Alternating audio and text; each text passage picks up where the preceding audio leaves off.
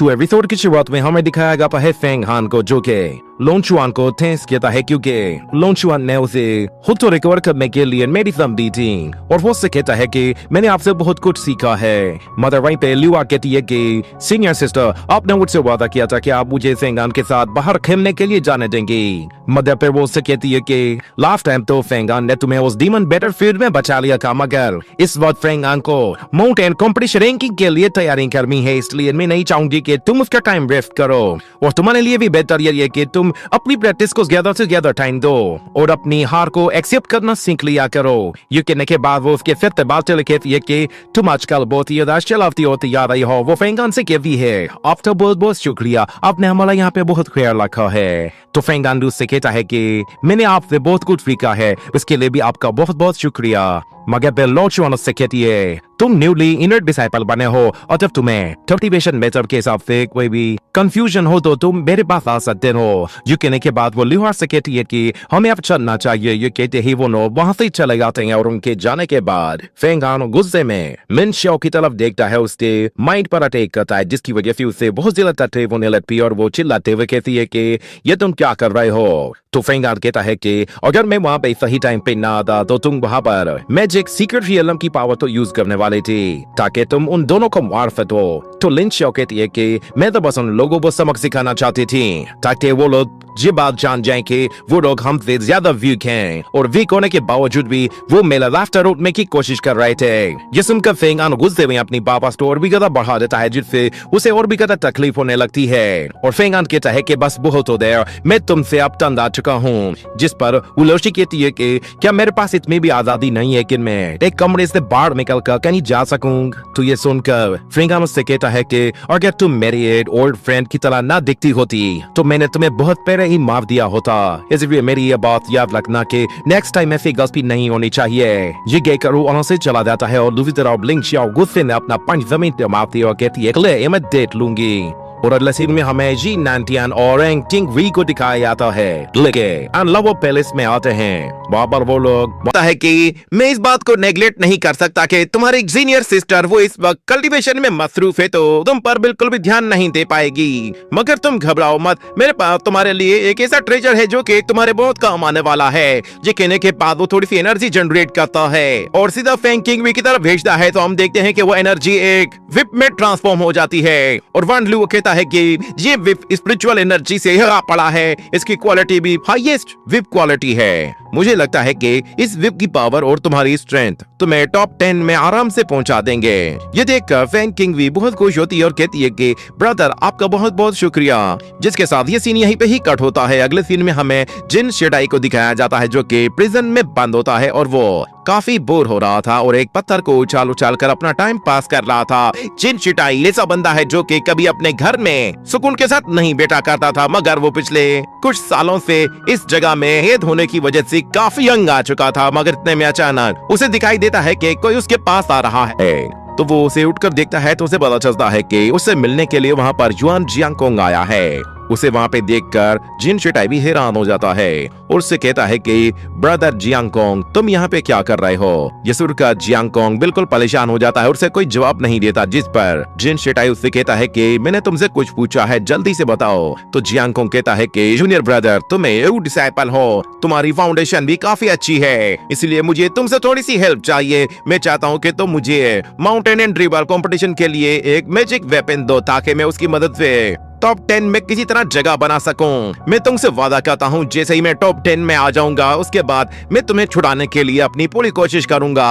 मगर जिन शिटाई कहता है कि तुम तो फियर हुओ टियानडू के डिसाइपल हो, तुम मेरे पास क्या करने के लिए आए हो, क्या उसके पास तुम्हारे लिए कुछ भी नहीं है। मगर जियांगकोंग कहता है कि आजकल मेरे हालात अच्छे नहीं चल रहे जिसकी वजह से सीनियर हुओ टियानडू मुझ पर बहुत ही ज्यादा भड़क जाते हैं और ऊपर से मैंने अपनी सिल्वर स्नेक फोर्ट को भी गंवा दिया है। मेरी जिन भी लुओ फोर्ट वो भी उस हेनहाई डिजर्ट में वेंगान ने मुझसे छीन ली थी। अब मुझे लगता है कि मैं अपने मैजिक वेपन्स के बगैर 10th पोजीशन में किसी तरह भी जगह नहीं बना पाऊंगा।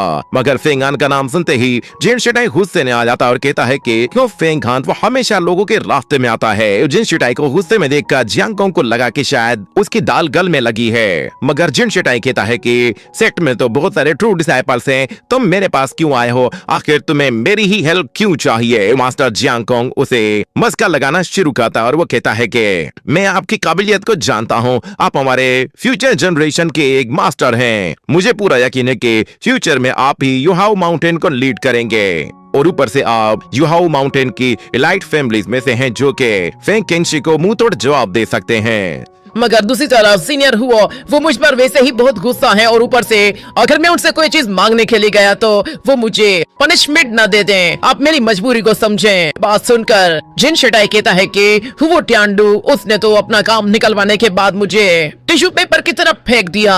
उसकी वजह से ही मुझे 100 साल तक इस प्रिजन में ही गुजारने हैं। बस उसे कहो कि मेरा इंतजार करे, मैं जैसे ही बाहर आऊंगा तो मैं सबके साथ अपना हिसाब चुकता करूंगा। ये कहने के बाद वो जियांग कोंग से कहता है कि हमें टॉप 5 में किसी तरह अपनी जगह बनानी है, मगर उससे पहले अगर तुम चाहते हो कि मैं तुम्हारी मदद करूं तो तुम्हें पूरी तरह से मेरा वफादार होना होगा। ये सुनते ही जियांग कोंग उससे कहता है कि ब्रदर आप चाहे तो मुझे आजमा लीजिए, मैं पूरी तरह से आपके आगे सरेंडर करता हूँ और आपके साथ जो कुछ भी हुआ है फ्यूचर में मैं उसका बदला जरूर लूंगा। ये कहने के बाद जिन शिडाई कहता है कि हाँ अब मुझे कुछ ठीक लग रहा है, जिसके बाद जिन शिडाई कहता है कि ये वैसे भी फ्यूचर में सुपर नेचुरल पावर को अचीव करने वाला है, हो सकता है कि ये फ्यूचर में मेरे काम आ जाए। वो उससे कहता है कि ठीक है मैं तुम्हें एक्सेप्ट कर रहा हूँ, मगर पहले तुम्हें मेरी एक बात माननी होगी। ये कहने के बाद वो उसके कान में कुछ बात बताता है, जिसके बाद ये सीन यही कट हो जाता है। अगले सीन में हमें दिखाया जाता है कि फेंग हान अभी भी उसी स्टार्ट ऑफ पिल को एब्जॉर्ब करने की कोशिश कर रहा होता है और यान उसके बराबर में खड़ा होकर उसकी देखभाल कर रहा था और हम देखते हैं कि फेंग हान देखते ही देखते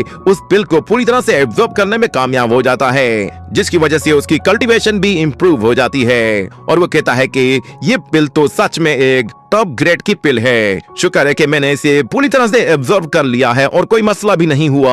मगर फिर यान उससे कहता है कि तुम्हारी स्ट्रेंथ अब पहले से काफी इम्प्रूव हो गई है और मुझे लगता है कि तुम सुपर नेचुरल रियलम के पीक पे आ चुके हो। अब बस तुम सुपर नेचुरल रियलम के सेकंड लेवल को भी जल्दी अचीव कर लोगे। ऐसे में अचानक उन लोगों को सेट की बेल की आवाज सुनाई देती है, जिस पर वो लोग कहते हैं कि ये क्या, ये तो सेट की बेल है, लगता है इनर डिसाइपल कंपटीशन शुरू होने वाला है। मगर फिर लू यान फेंग हान से कहता है कि तुम्हें अपनी पावर्स को किसी तरह सील करना होगा ताकि वहां पे मौजूद किसी भी मास्टर को ये ना पता चले कि तुम सुपर नेचुरल रियलम में आ चुके हो। ये कहने के बाद जान वापस उसकी बॉडी में चला जाता है और फेंग हान जैसे ही अपने रूम से बाहर निकलता है तो वो देखता है कि लिन शियाओ वो एक जगह बैठी हुई है। अकेली वहां पे काफी बोर हो रही थी, मगर जब फेंग हान उसे आवाज देता है और वो पलट कर देखती है तो फेंग हान बिल्कुल हैरान सा हो जाता है, क्योंकि वो उसे होंगवी की तरह दिखाई दे रही होती है और वो उसे होंगवी की तरह ही रीच करती है, जिस पर फेंग हान फिर से इमोशनल होने लगता है और अपना हाथ उसकी तरफ जैसे ही आगे बढ़ाने लगता है तो अचानक से उसे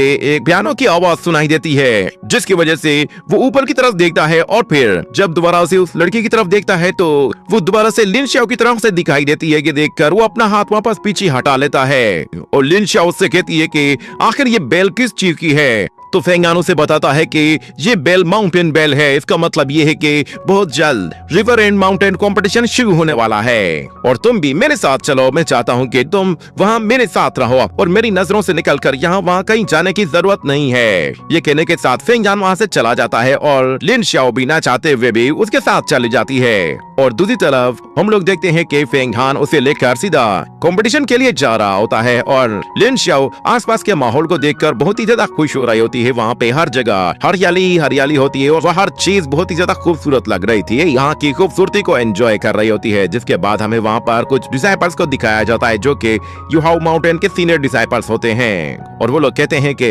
क्या तुम लोगों ने सुना है कि इस कंपटीशन के बाद टॉप 10 डिसाइपल्स की लिस्ट बनाई जाएगी, जिसमें सीनियर ब्रदर और सिस्टर कैरेक्टर्स भी शामिल होंगे। तो दूसरा लड़का कहता है कि हाँ मैंने इसके बारे में सुना है, मगर उन डिसाइपल में से कुछ तो अभी भी किसी मिशन पर गए हुए हैं और कुछ लोगों को किसी और काम से बाहर जाना पड़ा है। इसका मतलब ये है वो लोग इस कंपटीशन में पार्टिसिपेट नहीं कर पाएंगे। मगर फिर वहाँ पे तीसरा डिसाइपल कहता है कि मैंने तो ये भी सुना है कि इस मर्तबा टॉप 10 डिसाइपल्स की लिस्ट को एस्टेब्लिश किया गया है और उनके रिवॉर्ड्स को भी अपग्रेड कर दिया गया है। पहले के मुकाबले में अब बहुत ही बड़े बड़े रिवॉर्ड्स दिए जाएंगे। यहाँ तक सुनने में आया है कि टॉप 10 डिसाइपल में से किसी को लॉन्गेविटी पिल भी दी जाएगी। लास्ट टाइम के माउंटेन कंपटीशन से अगर इस साल के कंपटीशन को कंपेयर किया जाए तो इस साल के रिवॉर्ड्स बहुत ही ज्यादा हाई क्वालिटी के हैं। जिसके बाद वहाँ पे मौजूद एक और बंदा कहता है कि मैंने पहले से ही अपने सीनियर डिसाइपल में से कुछ से अच्छे वेपन्स ले लिए हैं ताकि मैं किसी तरह टॉप 10 में जगह बना सकूं और मैं उन ट्रेजर्स को हासिल कर सकूं। ये कहने के बाद वो लोग हंसना शुरू कर देते हैं और जैसे ही आगे जाते हैं तो आगे मास्टर जियांग कोंग, जी नानटियान और फेंग किंग भी खड़े होते हैं। तो उन लोगों को देखते ही वो सब लोग उनके आगे झुक जाते हैं, मगर जी नानटियान कहता है कि चलो मिटो यहाँ से। ये सुनते ही वो लोग फौरन से वहाँ से निकल जाते हैं और फिर उनके बाद वहाँ पर फेंगन और शेर वहाँ पे आते हैं। उन लोगों को वहाँ पर देखकर जुआन जियांग हैरान हो जाता है और वो कहता है कि ये रेड फेरेसिस अभी भी जिंदा है। ये सुनकर फेंगन उससे गुस्से से देखता है और कहता है कि तुम अब भी ओनली का नाम ले रहे हो, क्या तुम इसका नाम लेना भी डिजर्व करते हो? ये सुनकर युआन जियांग को डर जाता है, मगर जी नानटियान आ जाता है और वो कहता है कि ब्रदर तुम तो आए दिन मेलिसिस ज्यादा एरोगेंट होते जा रहे हो। मगर फेंगन कहता है कि तुम घबराओ मत, तुम्हारा भी टाइम जल्दी आने वाला है। हम लोग भी बहुत जल्द एक दूसरे के साथ कंपटीशन करेंगे और तुम्हारा मैं ख्वाब भी पूरी तरह से चकनाचूर कर दूंगा। ये सुनकर जी नानटियान कहता है कि जूनियर ब्रदर तुम्हें कंपटीशन करने के लिए पहले टॉप 10 रैंकिंग में आना होगा, उसके बाद ही तुम इस लायक बन पाओगे कि तुम मेरे सामने खड़े होकर मेरा मुकाबला कर सको। तो फेंगन कहता है कि तुम बस तैयार हो जाओ, टॉप 10 रैंकिंग में आना मेरा काम है। ये कहते ही वो वहां से चला जाता है। जिसके बाद लिन चियाओ फेंगन से कहती है कि तुम हमारे फ्यूचर के डीमन एम्परर हो और फिर वो लोग तुम्हारे साथ इस तरह बात कैसे कर सकते हैं और तुमने उन्हें कुछ कहा क्यों नहीं? तो फेंगन कहता है कि तुम बताओ मुझे उन्हें क्या कहना चाहिए था? तो लिन चियाओ कहती है कि अगर मैं तुम्हारी जगह होती तो मैं उनका मुंह तोड़ लेती और सबको खत्म कर देती। आखिर उन लोगों की हिम्मत हुई भी कैसे कि वो हमारे डीमन एम्परर इस में तरह की बात कर सकें? मगर फेंगन उसे समझाते कहता है कि ये जुहाओ माउंटेन है और यहाँ के कुछ रूल्स है जिन्हें हम लोग हर वक्त फॉलो करते हैं। जिस जगह कोई अंडरग्राउंड ड्रीमन की जगह नहीं है जहाँ पे कोई रूल नहीं होता। ये कहते ही वो आगे बढ़ता है और दूसरी तरफ लिन चियाओ से कहती है कि मुझे तुमसे कुछ पूछना है मास्टर, और फिर रिलायंस की बात कर रहा था। ये सुनकर फेंगन वही रुक जाता है और कहता है कि कुछ बात ऐसी है जिनका जानना तुम्हारे लिए जरूरी नहीं है। ये कहने के साथ ही ये एपिसोड यहीं पे ही एंड हो जाता है।